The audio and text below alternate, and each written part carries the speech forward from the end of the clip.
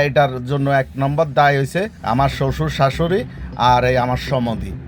এরা কেমনে এখন আমার ছেলে মেয়েদেরকে বিয়ে শাদী করামো।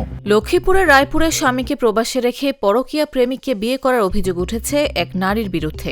তিনি 4 সন্তানের মা। এই ঘটনায় ভুক্তভোগী প্রবাসী জাকির হোসেনের বোন মারুফা বেগম বুধবার দুপুরে রায়পুর থানায় লিখিত অভিযোগ করেছেন। ওই নারীর বিরুদ্ধে পরকীয়া প্রেমিককে বিয়ে সহ 3 কোটি টাকা আত্মসাতের অভিযোগ আনা হয়েছে। মার হয়েছে 2 বিয়া, হের হয়েছে 3টা, হের ভাইয়ের এক উপর 3 সার্কেল করে বিয়ে দিয়েছে। এই মুনি আমার বাইরে এই কাণ্ড। ভুক্তভোগী ইতালি প্রবাসী জাকির উপজেলার চরমোহনা ইউনিয়নের উত্তর রায়পুর এলাকার আলী হায়দারের ছেলে। অভিযুক্ত নারী একই উপজেলার সোনাপুর ইউনিয়নের বাসিন্দা। আর আমার ব্যাংক কার্ড আমার ওয়াইফের কাছে দেওয়ার পরে সে ব্যাংকের থেকে টাকাগুলো উড়াই সব পাচার করে দিছে তার ভাইয়ের কাছে। ফরায় আমি 3 কোটি টাকা, এটা তো হয়েছে যায় আমার মনে করেন যেটা ক্ষয়ক্ষতি হয়েছে।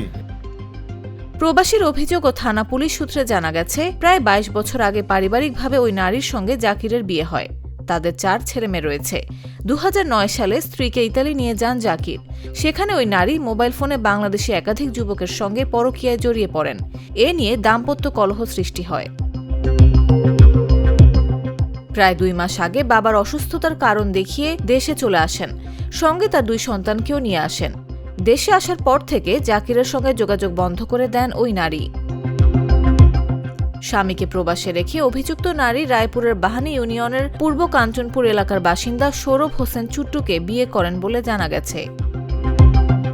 অভিযোগকারী মারুফা বেগম বলেন, ও আমার ভাইকে তালাক দেয়নি, সে পরকীয়া প্রেমিককে বিয়ে করেছে। আমার ভাইয়ের স্বর্ণালঙ্কার সহ প্রায় 3 কোটি টাকা আত্মসাৎ করেছে। এসব ঘটনায় তার পরিবারের লোকজন জড়িত। তাদের কারণে আমার 2 ভাগ্নি ও 2 ভাগিনা অসহায় হয়ে গেছে। আমার ভাই ভেঙে পড়েছে। আমরা এই ঘটনার সুষ্ঠু বিচার চাই। এই বিষয়ে অভিযুক্ত নারী বলেন, জাকির আমাকে ইতালিতে শারীরিক ও মানসিক নির্যাতন করেছে। এজন্য অন্য একজনকে বিয়ে করেছি। আমি কোনো টাকা আত্মসাৎ করিনি। জাকিরকে তালাক না দিয়েই বিয়ে করার বিষয়টি স্বীকার করেন তিনি। রায়পুর থানার ভারপ্রাপ্ত কর্মকর্তা নিজামুদ্দিন ভূঁইয়া বলেন, এই বিষয়ে থানায় লিখিত অভিযোগ রয়েছে। ঘটনাটি তদন্ত করে আইনগত ব্যবস্থা নেওয়া হবে। Blue Shape, spicy seasoning এর টুইস্টে এলো প্রাণ পটাটা।